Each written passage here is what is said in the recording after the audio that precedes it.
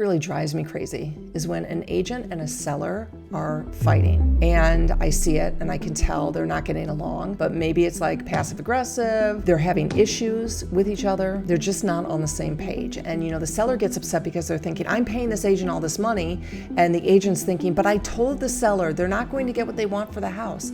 And really, this video is all about how do you get beyond that? What is the main issue? How can you solve this and make sure that you and your agent are on the same side? So selling a home is emotional. I've talked about it. It's traumatic, and it can also be very traumatic for the agent as well if the seller is kind of screaming, yelling, angry at them, or if the seller is just unhappy. That can make things very, very difficult for the agent as well, because they do feel responsible. So the truth is both sides have responsibilities. And I'm going to talk about what are those responsibilities, what is the seller's, and what is the agent's in this video. So let's get into it. So many times I'll hear from a seller that the agent is not doing a good job. And once in a while, this is an agent who we've referred, is the agent says the seller's crazy, the seller says the agent's crazy. Now, I know that's not really true. I just think that there is a lack of communication between the two, because many times sellers think that the agents are supposed to do everything for them. They're supposed to take care of the house, get the house ready, get it updated, everything. And then they get mad and the agent's like, but that's not part of what my job is. My job is to market it. My job is to get people into the home to write you an offer. My job is not to necessarily call your contractor and make sure they're coming out on Tuesday afternoon. Now, some agents do that, but the real root cause of this, unclear expectations, communication that is not working. Because I do believe that everybody wants to be on the same side here. Everybody does want to get the house sold, but it's really in the tone, the attitude, the words that are being used, the inflections that causes a lot of problems when agents and sellers are trying to get to the finish line. So the truth is both parties, the sellers and the agents, have certain responsibilities. And I want to map that out clearly, because I think a lot of times the sellers are confused and then the agents haven't clearly communicated what their role is. So let's start with what sellers think agents do. Now, many think they're going to market the home, they're going to take pictures, they're going to help stage it, they're going to bring an offer to them, they're going to negotiate the offer. Now, sometimes the sellers think that the agents need to also be kind of a part-time therapist, which I've talked about before, supposed to be the full-time contractor as well, and kind of the person who brings it all together. But in reality, it is the agent's job to not do every single task, but to bring it together. So this is what the seller's role is. The seller's role is to create the product. The product is the house. Now, you can have a good product, you can have a bad product. So getting it to be a good product is usually the role of the homeowner. Now, many homeowners think that is the role of the agent. And while the agent can help guide and tell you what to do and maybe bring in vendors, the person who has to get that product ready is the seller. If the product is not ready, if the home is not ready, if it doesn't show well, or if it's dirty, or if it's not staged correctly, meaning that you have too much furniture in there, or you're not willing to pay for a vendor to come in and fix things or repair things or clean things, that is the product. Realistically, it's going to be much harder for the agent to sell a product that is inferior. So let me tell you where things can get a little dicey here, a little bit blurry, is when the agents start stepping over the lines because they do want to be helpful and they do want to do more. So I can tell you, for example, very early in my career, I decided I was going to help clean out a crawl space for a client. And it was a mess. It was a nightmare. Like, I was in their crawl space and it was dirty and dusty and I was pulling all the stuff out and I was making executive decisions on some of the stuff, on where it should go, and not necessarily throwing it away, but sorting it out, putting some of it in the garage, putting some of it in another pile in the part of the house. And, when the sellers got back and they saw what I had done, they weren't happy. I mean, I spent all day there. I was a total mess. I thought I did a good job. I helped them clean out this whole crawl space and they were not happy. And they weren't happy because I didn't do what they wanted. So did I go above and beyond? I absolutely did, because I was doing things about the product. I was making the product better. But what happened is they were irritated at me for doing stuff that they did not approve me to do. Obviously, the communication was missing. I obviously did not know exactly what they were looking for and they did not exactly tell me, but I thought I was doing something good. Now, the issue with this one is that I ended up pricing this home too high because I just listened to what they wanted it to be priced at. Yep, early in my career, I did that. I just said, sure, let's price it at that. So now I've done all this work. I put in a lot of money, of my own money, to get the product ready, to get the house ready. I paid for cleaners to come. I paid for handymen to come. And then I priced the home too high because I based it on what they wanted. And guess what? Who knows what happened? Of course, I lost the listing because the home didn't sell. So I put out all this money, I did all this extra effort, and I blurred those lines between what was my role and what was their role. So my role should have been the pricing and the strategy. Here's some resources to help you clean out the crawl space while you supervise and you pay for it, right? But then I lost the listing. Yeah, that was a problem. That's where it gets blurry, is when the agents are doing too much and crossing those lines, and then the sellers get angry because then they're like, well, that's not how I wanted. Well, that wasn't really their role to begin with. So you've got to be very clear right out of the gate. What are those expectations? So when you're the seller, I want you to think about this, is that your home is the product. That is your job. Your job is to make that product, that house, as good as it possibly can be. And that is in all aspects. And that's everything that I talk about in all my videos. You know, the cleaning, the decorating, the staging, the painting, all of that, fixing all the repairs. That is your role. So your agent can help guide you on this path. And this is why I always say you need to talk to somebody really early. I want to make sure you know what you're supposed to be doing. And this is the agent's job, is to guide you through that. But if you call an agent, let's say 3 weeks before you're going to go on the market, and you say, okay, I'm ready to go. And the agent says, wow, you've got, a lot of stuff that needs to be repaired. That's your product. Like, you can't hand that over to the agent and expect the agent to complete that product for you, to make it in great condition. Now, the other issue with this is that it is the seller's responsibility to pay for these repairs, to pay to get the house in showing condition. Now, there are some agents who do help with things, okay? Like, there are many agents who will pay for all of your staging. That is true. Some agents do it. A lot of agents don't. I would say maybe only about 10% of the agents that we see actually pay for all of staging. Now, there are two different ways of staging: bringing in furniture or paying to have a stager come over to the house. Now, most of the times the agents will cover having a stager come over to the house, or the agent will actually kind of do the staging themselves, will help declutter, things like that. The agent most of the time will not pay for the furniture to come into the house. The agent most likely will also not pay for repairs to the house. I've rarely seen agents pay for repairs to the home or things to get the house ready to go on the market. Maybe they pay for a deep clean. Maybe they pay for an inspection or an appraisal, something like that. But I am not seeing them pay thousands of dollars out of pocket to get your fence fixed by the handyman. I'm not seeing them pay any money to do those types of things. So remember, you as the seller have to take on that product, okay? You can't expect your agent to pay for that unless it is something that you've discussed before you sign the agreement. Your agent should definitely have a vendor list, though. We have a vendor list. It's really important that your agent provides you with that vendor list, and you need to have it early enough. And I will tell you, many times an agent will not give you that vendor list unless you've signed an agreement with them, because that's one thing that people do. Our vendor lists are very important to us. They're really significant because we've worked very hard with these relationships. And it's been over years and years. So you can definitely ask that agent for the vendor list, but they may not give it to you unless you've signed that agreement yet. Now, the other thing you as a seller need to know is you need to be realistic about costs, okay? This is also about your product. And you have to remember is if you're trying to push it, you're trying to go last minute, those costs are going to be more expensive because it is a deadline. So you want to make sure that you are spacing this out over time, especially if you are hurting for money.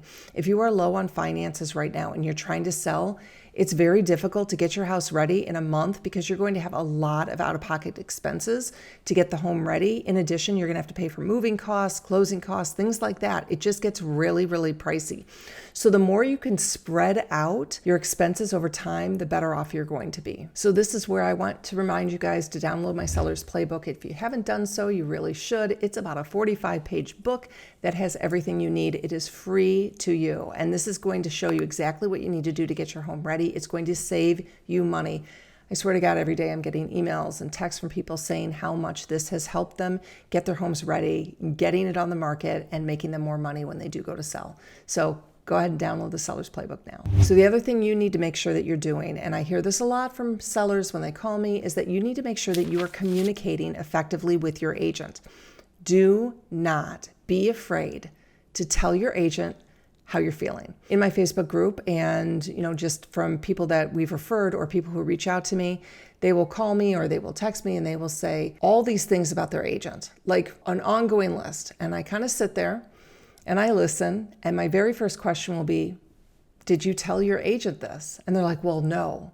I want to call their broker. I want to call their managing broker and complain. And I'm like, okay, that's not really the first step. That's kind of like a passive aggressive way of doing this. Like, you will be paying this agent to sell your home, and you are owed a certain level of communication and service.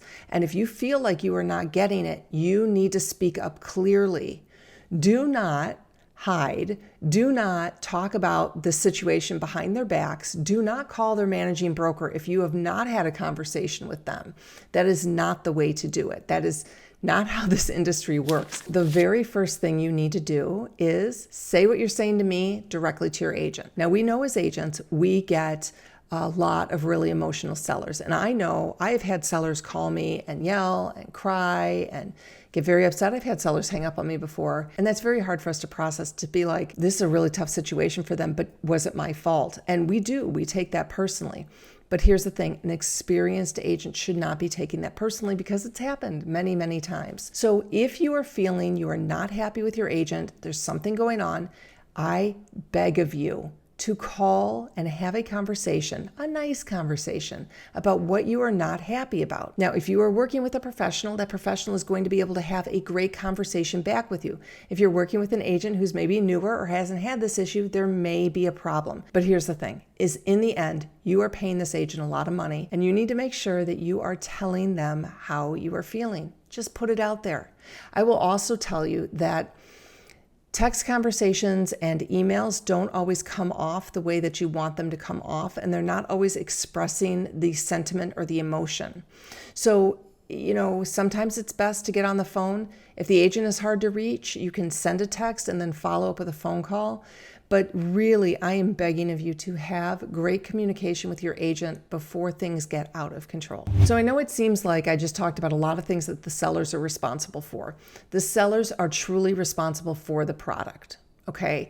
Keep that in mind. You are giving your house as a product to your agent, and now their job is to sell it for the most amount of money, stress-free. You do not give them a house that is just not ready to go and expect top dollar. Now, if you decide your product is not very good, like it's not clean, there's a lot of deferred maintenance, nothing is updated, well, you're not going to get the price that you want, no matter what agent you choose, unless you had those expectations set ahead of time with your agent.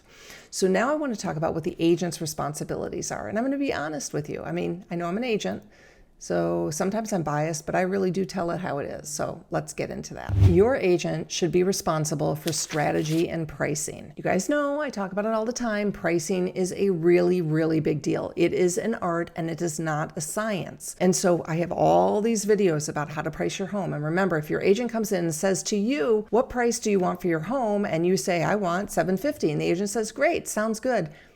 I think you need to talk to another agent. The issue is the agent needs to come in with the pricing and the strategy on how to get you the most amount of money. And that is all working together. And if that agent is just going based on what you're saying because you want that price, don't do it. You got to talk to someone else. The agent's other role is to provide you with the strategy to get your home ready. This is why you need to talk to an agent early. Like, I usually say a year for sure early.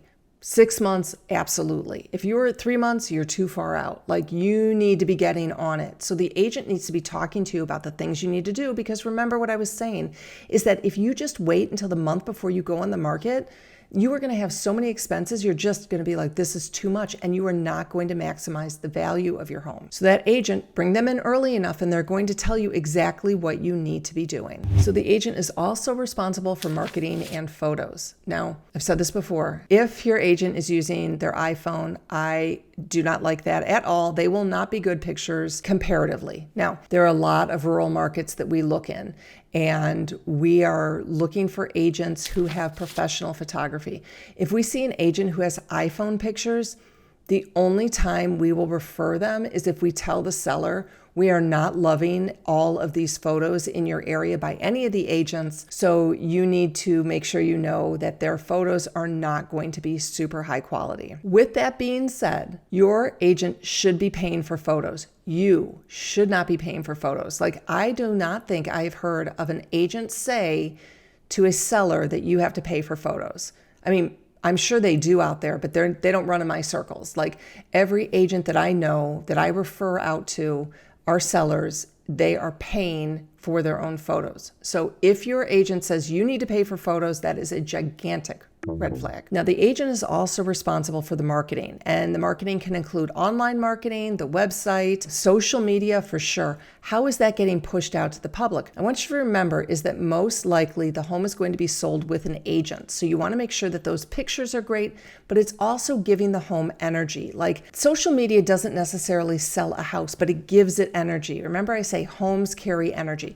So if you've created a great product, your home looks great, it's clean, there's no deferred maintenance, and you've given that to that agent who does great marketing, the energy on that home is just absolutely going to be felt. When I'm looking for agents for our sellers, I love being able to see this, great social media campaign, videos, high quality. It just makes me feel like, wow, that agent really, really cares. So that is something you should be looking at as well, and asking your agent, show me some of your marketing, show me your photography.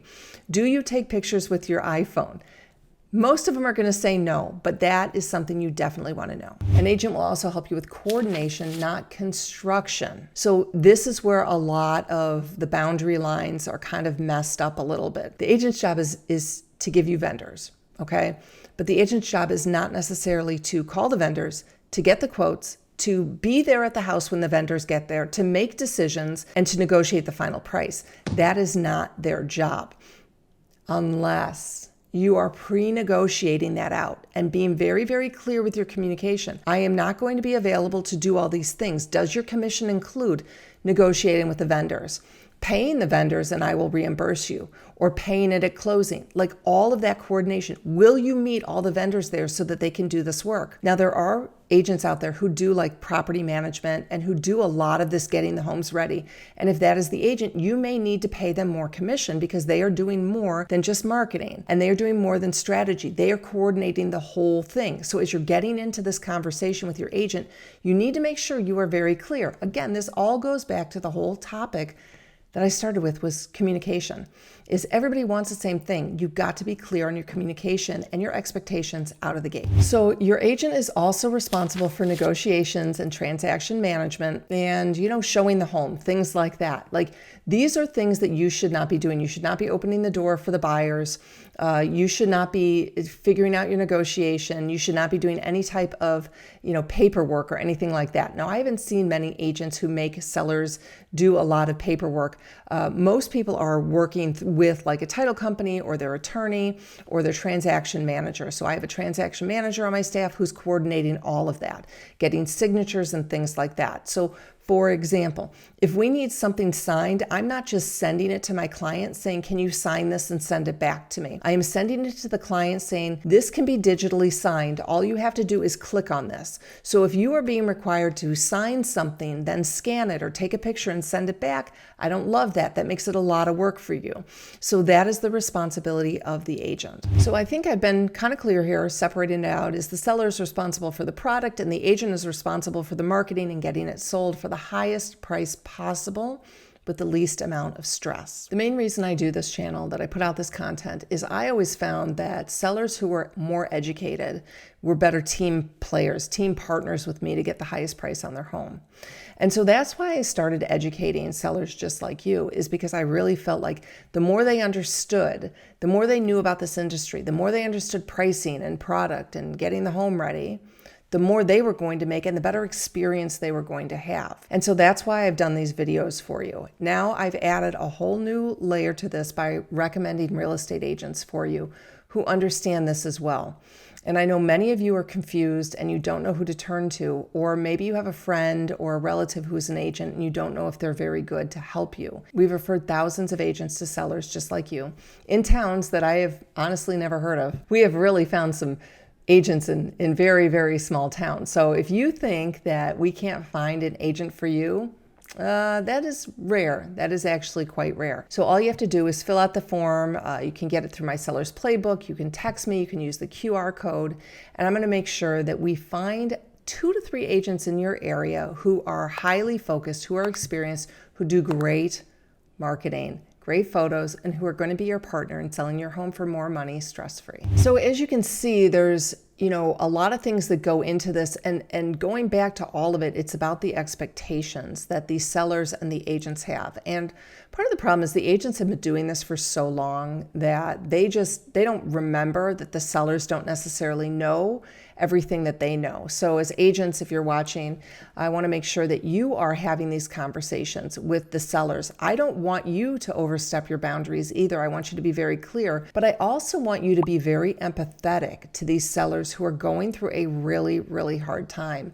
I mean, I talk to sellers all the time, every day, and they've got a lot of trauma going on. I talk to a lot of people whose spouses have just died, and their spouse used to handle everything, and now they have to handle everything. And they're being asked questions by agents that they just don't know how to respond to. So I'd like you as agents to step back and really recognize the emotions of where the sellers are at, and knowing that you have to meet each seller where they are. When I am asking sellers what they're looking for in an agent, I put on my list that therapist.